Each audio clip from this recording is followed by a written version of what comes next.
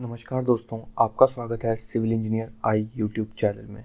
आज हम बात करेंगे life of a civil engineer in CPWD, central public works department में सिविल इंजीनियर की लाइफ कैसी होती है। इसमें हम सैलरी देखेंगे कितनी होती है, पर्क्स देखेंगे क्या क्या है, लाइफ देखेंगे ऑफ ए सिविल इंजीनियर और साथ में देखेंगे क्या काम है वहाँ पे आपको करने के लिए। अगर हम बात करें CPWD स्टैंड्स करता है सेंट्रल पब्लिक वर्क डिपार्टमेंट को। ये वर्क करता है ministry of housing and urban affairs and ये इसके जो है CPWD के हमारे पास 3 कैडर्स होते हैं। Central architect services, central engineering services जो कि सिविल इंजीनियर्स के लिए होती है, और central electrical and mechanical services जो इलेक्ट्रिकल एंड मैकेनिकल के स्टूडेंट्स के लिए होती है। साथ ही इसमें एक और होती है हॉर्टिकल्चर, बट वो इंजीनियरिंग से नहीं आती तो इसमें मैंने इंक्लूड नहीं किया है। आपको अगर इस CPWD में वर्क करना है तो आपको इन 4 जो ब्रांचेज हैं उनमें आपकी इंजीनियरिंग होनी चाहिए, और साथ में अगर आपकी BSc है तो आपकी हॉर्टिकल्चर में BSc वगैरह होनी चाहिए। साथ ही अगर हम बात करें कि इसको अगर आप इंजीनियरिंग बैकग्राउंड से हैं तो आप इसको कैसे ज्वाइन कर सकते हैं, तो गाइस इसके लिए सिर्फ 2 ही एग्ज़ाम हैं। एक है UPSC, इससे इंजीनियरिंग सर्विसेज का एग्ज़ाम क्लियर करके आप असिस्टेंट एग्जीक्यूटिव इंजीनियर लग सकते हैं। साथ में आप स्टाफ सर्विस कमीशन का एग्ज़ाम दे करके जूनियर इंजीनियर की पोस्ट पे लग सकते हैं। उसके बाद आपकी प्रमोशन हो करके आप असिस्टेंट इंजीनियर लग सकते हैं। जो हमारे पास इंजीनियरिंग की ब्रांचेज रहती हैं गाइस, वो इलेक्ट्रिकल हो चाहे मैकेनिकल हो चाहे सिविल हो, उसमें हमारे पास 2 डिवीज़न में वर्क होता है। एक प्रोजेक्ट डिवीज़न होता है CPWD का और एक होता है सब डिवीज़न में वर्क। आपकी यहाँ पे दोनों जगह में से किसी में पोस्टिंग लग सकती है। जो प्रोजेक्ट डिवीज़न होता है बेसिकली गाइस ये ऑफिस बेस्ड जॉब है। इसमें आपका जो है वर्क इनिशियली रहता है जब प्रोजेक्ट आपका स्टार्ट होने से पहले जो उसके सर्वे होता है, उसकी प्रोजेक्ट की कितना फंड उसमें एलोकेट करना है, ये सब जो वर्क करता है प्रोजेक्ट डिवीज़न करता है। इसमें गाइस आपको जो है गाड़ी नहीं मिलती है बिकॉज ये कम्प्लीटली ऑफिस बेस्ड जॉब है। और साथ में दूसरा होता है आपके पास सब डिवीज़न। आपकी जो पोस्टिंग है वो सब डिवीज़न्स में भी हो सकती है। बेसिकली क्या किया हुआ है कि इंडिया को बहुत सारे डिवीज़न्स में इन्होंने डिस्ट्रीब्यूट कर रखा है, और उन डिवीज़न्स में सब डिवीज़न्स बना रखे हैं जिनका जो हेड होता है वो AE होता है, असिस्टेंट इंजीनियर। तो जो आपकी फर्स्ट पोस्टिंग होगी अगर आप UPSC के एग्ज़ाम क्लियर करके जाते हैं तो आपकी सब डिवीज़न में होगी। सब डिवीज़न की जो पोस्ट होती है गाइस, पहली बात वो फील्ड जॉब है। आपको वहाँ पे जो ऑफिस जॉब के साथ साथ बेसिकली आपके पास वहाँ पे ऑफिस होगा, पर आपको फील्ड पे भी रेगुलरली विजिट करना होगा। उसमें आपको व्हीकल मिलता है। नॉर्मली आज के टाइम पे मारुति सुजुकी सियाज दी जाती है। साथ में अगर जो इसमें ये जो फेस है ये एग्जीक्यूशन का फेस है, जैसे कि मैंने बताया कि यहाँ पे आपको वर्क एग्जीक्यूट करवाना होता है। जैसे कि मान लीजिए कहीं IIT की बिल्डिंग बन रही है तो आपको पता होगा कि IIT की जो बिल्डिंग है वो CPWD बनाता है। तो जो CPWD में कोई जिस सब डिवीज़न में वो IIT की बिल्डिंग बन रही होगी, वहाँ का जो AE होगा वो उसका इंचार्ज होगा। उसको उसकी जो IIT बनने के दौरान वहाँ पे विजिट्स करने पड़ेंगे और वहाँ पे देखना पड़ेगा कि काम किस तरह से चल रहा है। अगर हम बात करें ट्रेनिंग सेंटर्स की, जब आपकी यहाँ पे सिलेक्शन होती है आइदर फ्रॉम SSC और UPSC, तो जो आपकी ट्रेनिंग होगी वो गाज़ियाबाद में होगी 35 वीक्स की, जिसमें आपकी अटैचमेंट होती हैं। कुछ आपकी जो ड्यूटीज़ हैं वो हेडक्वार्टर्स में लगती हैं, कुछ ट्रेनिंग में लगती हैं, कुछ सॉफ्टवेयर आपको सिखाए जाते हैं, तो वो सब आपके यहाँ पे होते हैं। साथ में जो गाइस इसका हेडक्वार्टर है वो है निर्माण भवन, न्यू दिल्ली। आपने कई बार ये न्यूज़ में सुना होगा, ये अक्सर न्यूज़ में बना रहता है निर्माण भवन। तो ये इसका हेडक्वार्टर है। आपकी पोस्टिंग कहाँ कहाँ हो सकती है, हर किसी को क्यूरियोसिटी रहती है कि उसकी पोस्टिंग इन ए जॉब किसी भी तरह के डिपार्टमेंट में कहाँ कहाँ तक हो सकती है। तो गाइस सबसे पहली बात जो है, हमारा CPWD वर्क करता है ऑल ओवर इंडिया, तो आपकी ऑल ओवर इंडिया कहीं भी पोस्टिंग हो सकती है। ठीक है, आपकी जो सब डिवीज़न्स होंगे वहाँ पे पोस्टिंग हो सकती है। फिर आप एग्जीक्यूटिव इंजीनियर बनेंगे तो आपकी डिवीज़न्स आपके अंडर होंगे, तो वहाँ पे आपकी जो है पोस्टिंग हो सकती है। आपकी दूसरी पोस्टिंग हो सकती है हेडक्वार्टर्स में जो न्यू दिल्ली में है, वहाँ पे भी आप असिस्टेंट एग्जीक्यूटिव इंजीनियर लग सकते हैं या जूनियर इंजीनियर लग सकते हैं। साथ में आपकी जो है पोस्टिंग होगी वो चीफ इंजीनियर ऑफिस में होगी। चीफ इंजीनियर ऑफिस जो है काफ़ी हाई लेवल पोस्ट होती है CPWD में, और जो इसका ट्रेनिंग सेंटर है गाज़ियाबाद में, वहाँ पर भी आपकी जो है पोस्टिंग हो सकती है। साथ ही हम बात करें अगर सैलरी की कि CPWD में जब आपकी सिलेक्शन होगी तो आपकी सैलरी क्या रहेगी, तो जो आपकी, अगर आप एसएससी का एग्ज़ाम क्वालिफाई करके जा रहे हैं तो आप जूनियर इंजीनियर की जो सैलरी रहेगी वो 38,700 रहेगी, और असिस्टेंट इंजीनियर की जो सैलरी है वो 56,100 रहती है इसमें।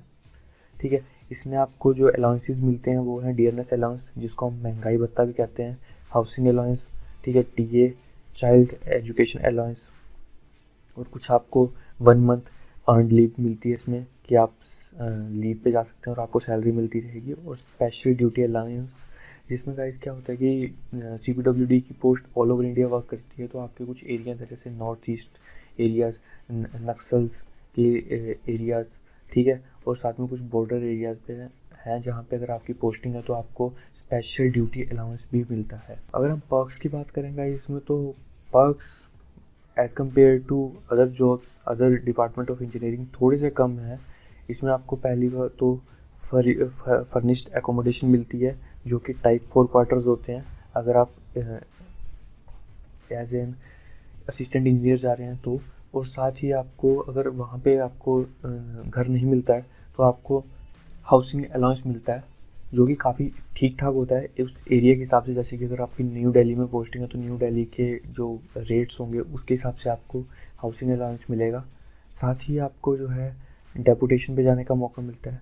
आप सर्विस के 5 ईयर्स के बाद डेपुटेशन पे जा सकते हैं किसी भी डिपार्टमेंट में, जैसे कि आप NBCC में जा सकते हैं, ठीक है, आप NHAI में जा सकते हैं, तो आप इन सभी डिपार्टमेंट्स में जा सकते हैं। साथ में आप हायर एजुकेशन के लिए भी जा सकते हैं। मान लीजिए आपको जॉब के 2 साल के बाद लगा कि मुझे MTech करनी चाहिए, अगर आपको कोई और डिग्री करनी चाहिए, तो आपको 2 ईयर्स के लिए एजुकेशन के लिए अलाउंस मिल जाएगी, और आपको उस 2 ईयर्स के दौरान आपको फुल सैलरी पे की जाएगी जिस रैंक पे आप होंगे।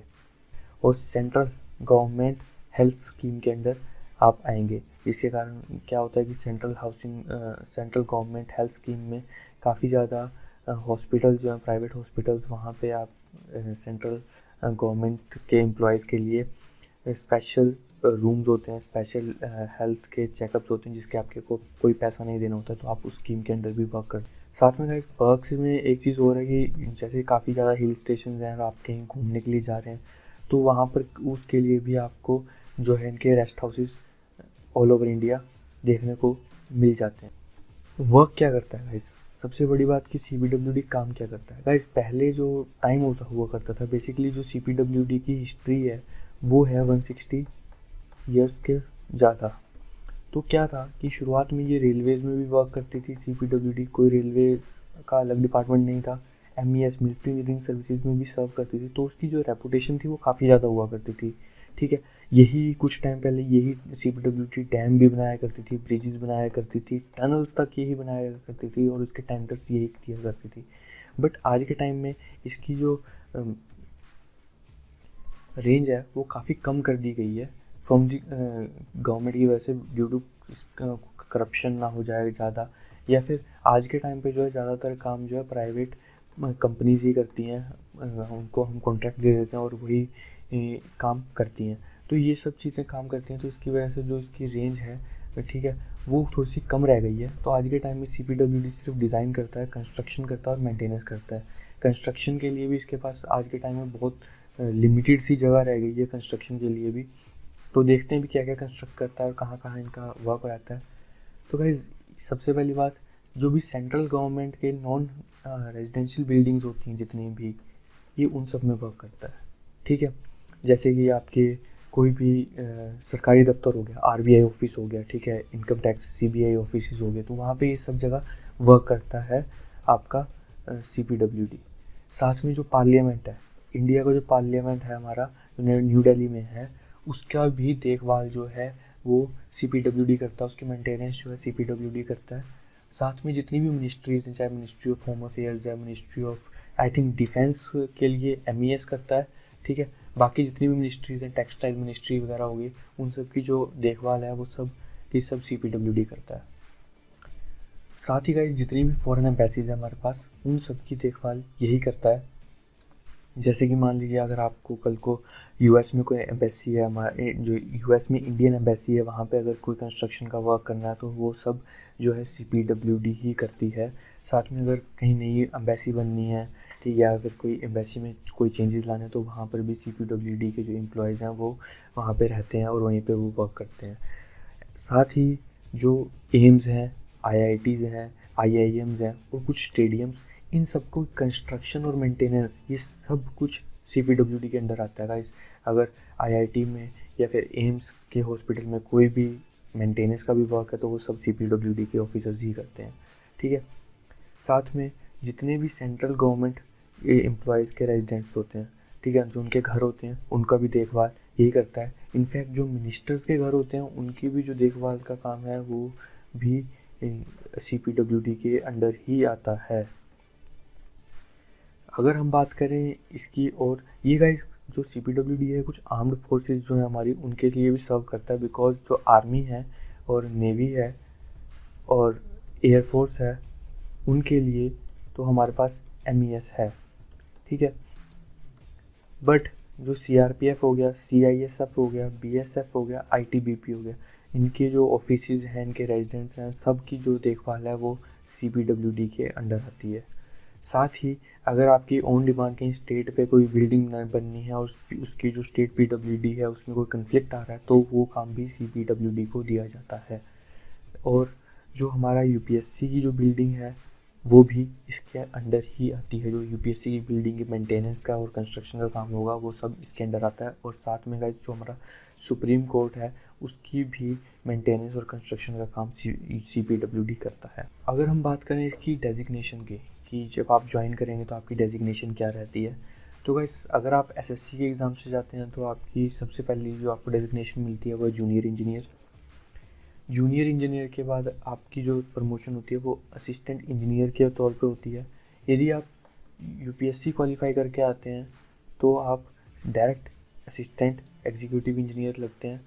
जो जूनियर इंजीनियर से असिस्टेंट एग्जीक्यूटिव इंजीनियर बनने का टाइम होता है गाइस वो 12 to 20 ईयर्स के अराउंड रहता है आपका, ठीक है। आप सीनियरिटी बेसिस पर बन जाते हो। एक डिपार्टमेंटल एग्ज़ाम भी होता है आफ्टर 5 ईयर, ठीक है, आप उसके थ्रू भी इसमें जा सकते हैं, असिस्टेंट एग्जीक्यूटिव इंजीनियर बन सकते हैं, ठीक है। उसके बाद AEN के बाद बनने के बाद आपको जो पोस्ट मिलती है वो मिलती है एग्जीक्यूटिव इंजीनियर।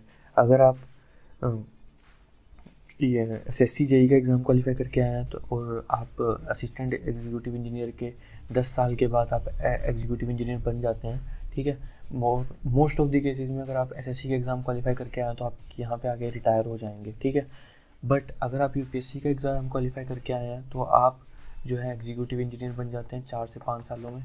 उसके बाद आप 10 सालों में सुपरिटेंडेंट इंजीनियर बन जाते हैं और उसके बाद 10 सालों में आप चीफ इंजीनियर के अराउंड चले जाते हैं। और अगर आपकी एज रही तो आप ADG, स्पेशल ADG और डायरेक्टर जनरल तक भी जा सकते हैं। मोस्ट ऑफ दी जो हमारे UPSC के एस्पिरेंट्स होते हैं जो इनमें ज्वाइन करते हैं वो स्पेशल डायरेक्टर जनरल तक आ करके रिटायर हो जाते हैं। कुछ ही होते हैं जिनकी एज अच्छी होती है वही डायरेक्टर जनरल की पोस्ट तक पहुंचते हैं।